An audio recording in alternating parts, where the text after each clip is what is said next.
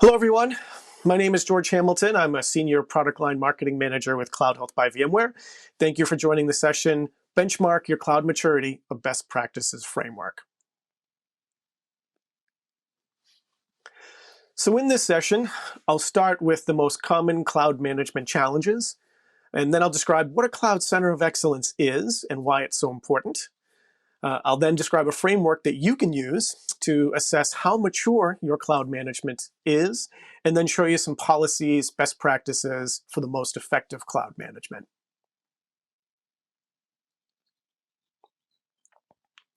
So we're all familiar with the promise of cloud computing and cloud adoption. It's why 3 out of every 4 new workloads are deployed on public clouds. It's about faster service delivery, the ability to change and adapt quickly to new market new market dynamics, to improving your customers' experience. It's about building that kind of competitive, advantage. That's why we all are adopting cloud so quickly, and why the growth is so immense. The reality, however, is that it's a new structure. It's a shared responsibility model between the enterprise and the cloud provider. And a lot of organizations simply aren't prepared for that. There's some new cloud management challenges when you're operating purely in the cloud. And in some cases, as shown here, on average, 80% of companies will overspend and overshoot their infrastructure as a service budgets. Half of enterprises will accidentally expose data. And almost half of companies don't actively optimize their cloud workloads. So while the promise of cloud is obvious, the reality is that without effective cloud management, costs can get out of control and you can expose your firm to unacceptable risk. But it's tough to get a handle on this when cloud consumption is spread across a decentralized organization and dozens, if not hundreds, or even thousands of cloud consumers. And that's why it's so critical to have some way to centrally manage and govern cloud usage. So you can embrace that self-service, that speed, that flexibility, while also reducing your risk and optimizing your spend. So what is a Cloud Center of Excellence? Well, a Cloud Center of Excellence, or commonly known as a CCOE, is a cross-functional team that is tasked with supporting and governing the execution of an organization's overall cloud strategy. It can be known by a lot of different names. You may hear terms such as a cloud business office or a cloud program office or maybe a cloud competency center. Regardless of the name, a cloud center of excellence establishes policies and guardrails for proper use of cloud resources. It also drives collaboration among the different teams and adoption of best practices across a range of disciplines, from operations, finance, and engineering to security and enterprise architecture, as well as evaluating and potentially supporting the implementation of new and existing cloud technologies. A very important role for the Cloud Center of Excellence is to bring together all these different users and managers of cloud services. So every company is different, but a Cloud Center of Excellence typically will include these teams, and each one contributes unique perspectives and unique requirements.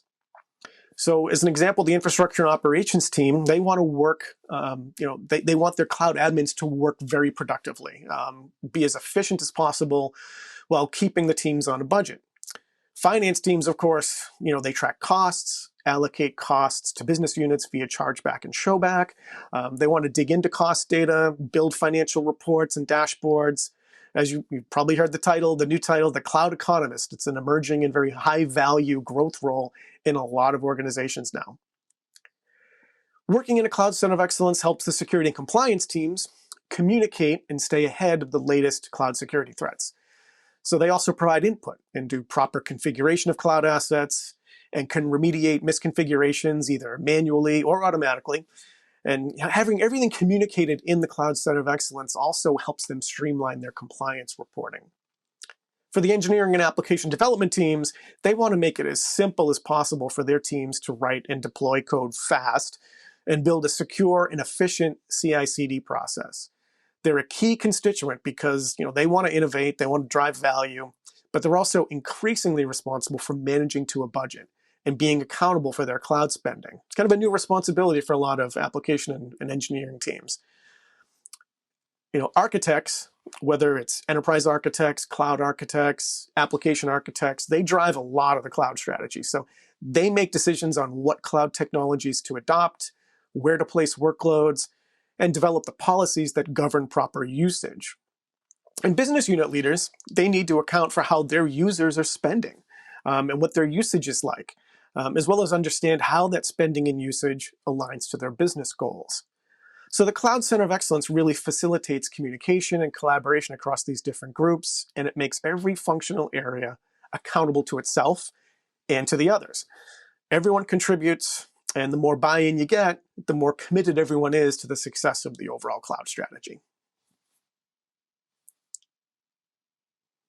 And of course, a key enabler of a Cloud Center of Excellence and the cloud strategy is a cloud management platform.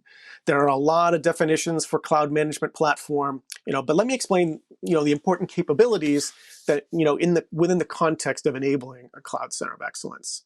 So viewing this slide from the bottom up, first, the integrated data layer is where you capture and analyze all the data and metadata of your cloud assets. So you connect to the Cur, CloudWatch, etc., and you gain detailed visibility into all of your cloud assets. And from there, you can perform analytics across multiple domains, including cost, usage, performance, security posture. At the top are the use cases. So the first step for many is to simply gain visibility into all of your cloud assets and allocate spending. From there, you can begin to optimize resources and make recommendations for things like reserved instances and savings plan purchases, right sizing. Policy-based management helps you to govern proper usage and eventually take automated remediation actions. The benefit here is driving accountability with showback and chargeback.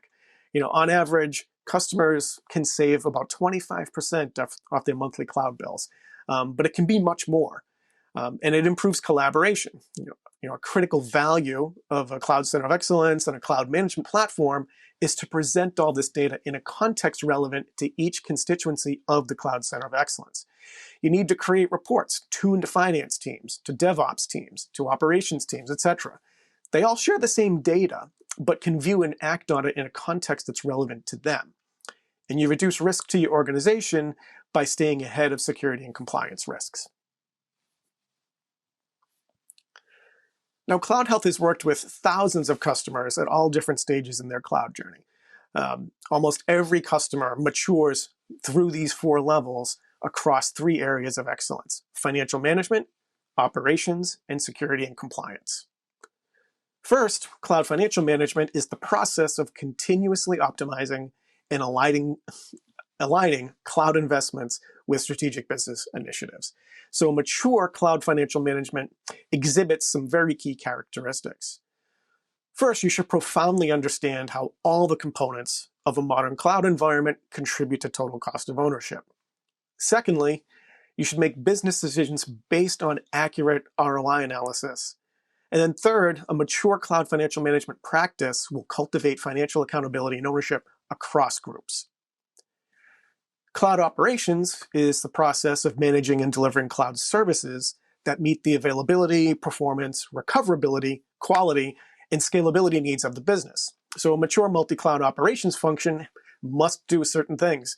And first, it has to ensure that operations meet and exceed business requirements. You want to identify and act on areas to improve that type of operational efficiency and drive operational consistency across groups.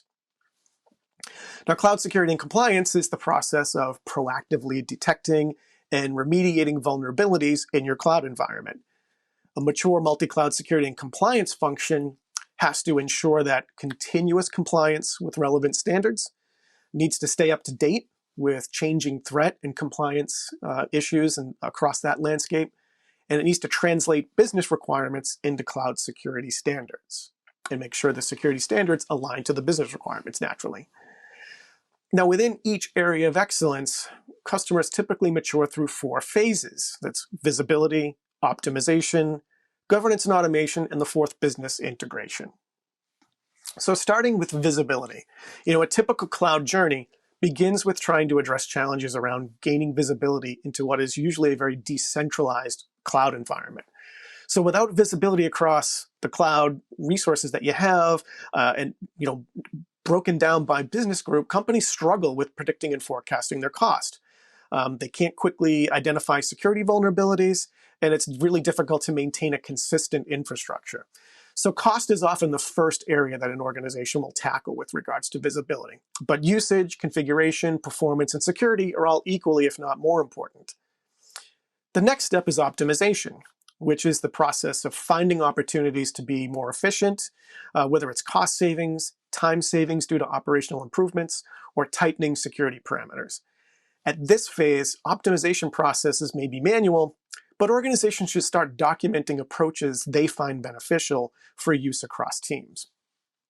Now, governance consists of defining the ideal state, so you can monitor when you drift away from that ideal state. So some companies equate this to setting up guardrails for their environment. Typically, the ideal state is an optimized state, whether it's cost, security, or usage optimization related. Once governance policies are established, the next phase is to automate response and remediation of these policies, freeing up employee time for more critical tasks. Many organizations find that as their cloud grows, staff just can't keep up with the sheer volume of information and the complexity of running production workloads in the cloud. The final phase is business integration. Now, at this phase, you've truly integrated your cloud processes and KPIs into core business processes and evaluation of the overall health of your organization. So optimizations are made continuously and automatically to align with the key drivers of your business. For example, your go-to-market strategy for packaging and pricing. Once you've reached this stage, you have transparency into key KPIs for the business at the customer level and also have the ability to identify new sales opportunities. So cost and security violations are automatically remediated, and cloud costs are fully integrated into finance systems to enable chargeback. So I've shown you the Cloud Center of Excellence and the Cloud Maturity Model. Now let's take a look at how to put this into practice to help you maximize your success in the cloud. So the first piece of advice is to simply get started, either formally or informally. Ask yourself some important questions. First, who owns your organization's cloud strategy? Who owns execution? Is cloud in your organization centralized or is it decentralized? Identify the stakeholders that have gotten you to your current state and determine how frequently you'll want all your key stakeholders to meet. Really important is to understand that a Cloud Center of Excellence takes time. And that's why I say, start formally or informally. Don't be afraid to break down silos. Bring together teams that haven't worked together before. Help the groups understand each other's role, each other's motivations. Encourage individuals to think about their impact on cloud spending and usage and on business KPIs. So as I mentioned earlier, visibility is the first step. So what does that actually mean in practice? Well, first, develop a consistent classification structure. Can't emphasize this enough, what good tagging hygiene means. So you need a consistent classification structure. Tag all your assets in your environment according to that structure. Identify resources that are missing tags or are unused. Make sure you use consistent metadata beyond tags to help classify assets.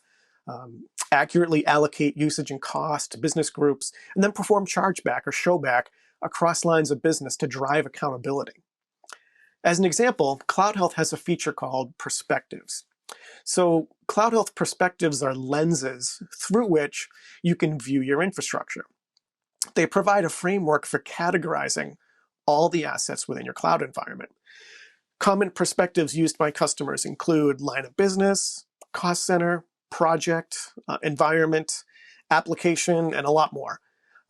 It starts with good tagging hygiene, and then you can allocate costs and perform chargeback. So here's an example of gaining visibility. So this report analyzes cost history. So what can we identify from this cost history report? Well, first, you can see that the company is categorizing by project. And the Paul Revere project consistently has the largest amount of cloud spend. In November, roughly $200,000 in assets were spun up that didn't adhere to the tagging strategy. So this is the kind of visibility you need before you start optimizing your spend. Now that you can see and allocate your costs then you can begin to take some steps to optimize. As one example, upgrading resources to the latest generation can save you money right away. Something as simple as, upgrading from an M4 to an M5 AWS instance type. You can get the same performance profile and do so at a lower cost. Also, make sure you're terminating the unused or non-compliant resources. Really quick cost savings can come from simple things like deleting unattached EBS volumes or EC2 instances that are provisioned but not being used. Also, right-size underutilized resources to improve efficiency, and again, lower your costs. For an example, you could resize an i3-8 extra large compute instance to an i3-2 extra large if it's underutilized, and still get the workload taken care of, but at a much lower cost. You can exchange convertible reservations to eliminate waste. You can purchase new reservations to optimize your costs, or purchase savings plans to cover your guaranteed spend over a 1 or 3 year period. All of these things add up to significant savings. So eliminating zombie infrastructure is a quick win. As an example, look for VMs that have an average CPU of less than 5% and a max CPU percentage less than 20% for 30 days. So if you're looking at virtual machines that fit that kind of criteria, they're viable candidates for right-sizing or possibly just terminating the asset. So the next step is to be more programmatic. You can manually optimize your environment based on your newfound visibility, but the next level is embracing policy-based management and eventually implementing automated remediation. And the first step is to create policies to govern your environment. You saw an example on the previous slide. You can set a policy to automatically notify the asset owner when one of their EC2 instances has an average CPU utilization less than 5% and a max CPU utilization less than 20% for 30 days. Leverage tools and services that offer automated alerts and actions. Turn off assets when they're not needed. As an example, spin down non-production assets when they're not in use, like at night or on the weekends or over holidays. Understand that shared responsibility model for cloud security and validate your security posture against industry standards and compliance frameworks like CIS, NIST 800-171, SOC, GDPR, HIPAA, PCI, DSS. You can set policies that cover multiple dimensions of cloud management.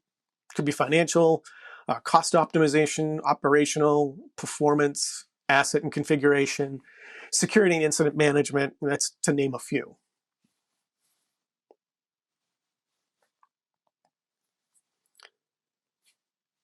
To streamline operations, implement repeatable controls. So in this example of a policy block, the policy is evaluating the Paul Revere project for unexpected cost increases. So the data resource, as you can see, is the billing statement, and the condition of the rule is a cost increase of greater than 20% in 7 days. If that condition is met, the policy sends an email to the budget owner. So you can just send an alert, or you can take automated action. Here are some examples for some common governance policies that we've experienced with a lot of our customers and what they've set up. And these are pretty common. So you can alert when, say, the monthly cost for any environment is projected to increase by more than 10% compared to the previous month. Or the projected monthly cost for any department will exceed the budget by more than 5%. Or another example, reserved instances are expiring in the next 60 to 90 days. So these are great things to get alerts on and to monitor over time, and then the owner can take action to remediate it. Now, in some instances, you'll want to take immediate action and terminate an asset. For example, say storage volumes have been unattached for more than 2 weeks. You'd want to just delete those right away. Or elastic IPs are not associated with an instance for more than 2 weeks. Or snapshots are not associated to any volumes. Or perhaps you just have snapshots that have been saved and are past your retention time that you've specified. Those are all things that you can take automated actions to remediate. So you can save money, but you also save a lot of staff time and resources by automating a lot of these kind of mundane everyday tasks. So at the highest level of maturity, you're integrating cloud with your business processes. So first, you want to ensure that your cloud KPIs are aligned to your business metrics. And then secondly, integrate cloud management with existing business systems and other applications. For example, integrate your cloud management into budgeting and accounting software so that financial chargebacks and accruals can flow automatically. Integrate cloud security and compliance alerts into a governance, risk, and compliance solution. And lastly, embed your Cloud Center of Excellence into key business initiatives. Ask, how can cloud help reduce the bottom line or produce high-quality products faster?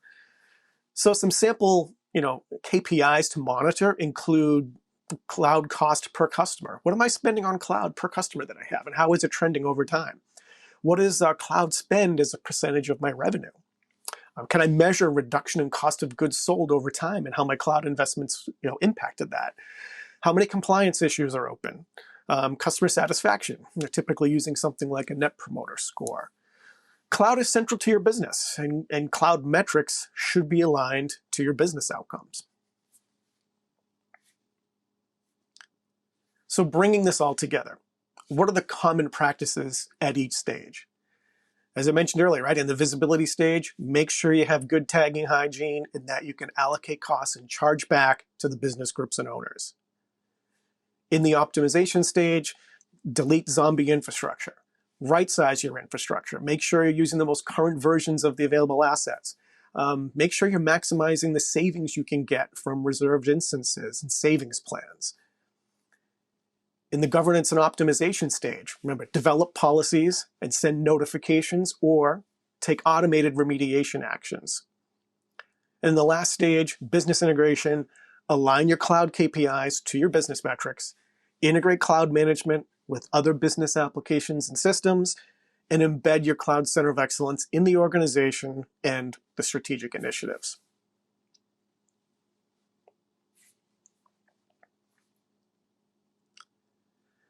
So customer examples often drive the point home much more than I ever could. It's really hearing from your peers that really makes the difference, right?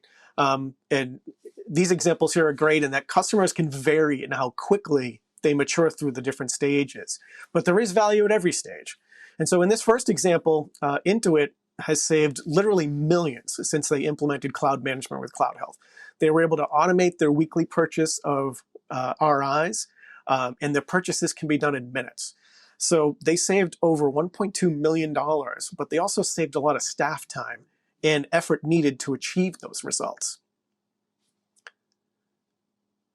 Sumo Logic implemented effective cloud management so they could innovate faster. To them, Sumo Logic, they really were trying to get better visibility, and then now they have that detailed visibility into their environment so they can better manage capacity, easily scale their infrastructure in line with their business. The quote from the co-founder really sums it up great. It really sums up this entire presentation, right? The cloud has reduced the barrier to innovate, but you need to have visibility into the resources and your spending. And this is echoed by so many customers, right? The cloud brings freedom, brings speed, but left unchecked, it can also create a new kind of wild, wild west where everybody can provision what they want and costs can get out of control pretty quickly. So in each of these customers, they started an informal Cloud Center of Excellence. They evolved it over time, and now it's deeply embedded in their business and their cloud strategy. So as a Cloud Center of Excellence accelerates business transformation in the cloud, that's what it's designed to do, right? And combined with an effective cloud management platform, the CCOE provides detailed visibility across teams, it improves collaboration, and gets things under control without hurting agility or the ability to innovate quickly. Now, this is more important than ever. Cloud spending has changed dramatically in 2020, right? As our lives were disrupted, so was cloud spending. Now, this is data Cloud Health captured in aggregate from Cloud Health users who are managing their AWS spending. And there's a report published on our website on how 2020 changed how we use cloud. So as we become a more remote workforce, financial services and IT companies increase their cloud spending. Retail and consumer products increased their spending dramatically. Again, as we all stayed home, they had to shift their dollars for this online world. And a few more notable data points. Media and entertainment, professional services, they also increased their cloud spending. But to no one's surprise, travel and hospitality pulled back considerably. Over the next few months, I think we're going to start to see that spending recover. But for a lot of these companies, these spending increases that you've seen from different verticals, they're permanent. Enterprises, in a lot of cases, accelerated the digital transformation in 2020, and that's not likely to slow down. So it's all the more important to implement a cloud center of excellence and an effective cloud management strategy. All right, so I've walked through the levels of cloud management maturity, and you might be already thinking about where your company is, how advanced your cloud management is. Well, there is a tool on the Cloud Health website where you can take a self-assessment. So the assessment will take you through a series of questions and create a report that gives you a picture what stage you're in across any or all of the areas of excellence, whether it's security and compliance, finance, or governance and operations. In this way, you can see how developed you are and what steps you can take to progress along the maturity curve in each area of excellence.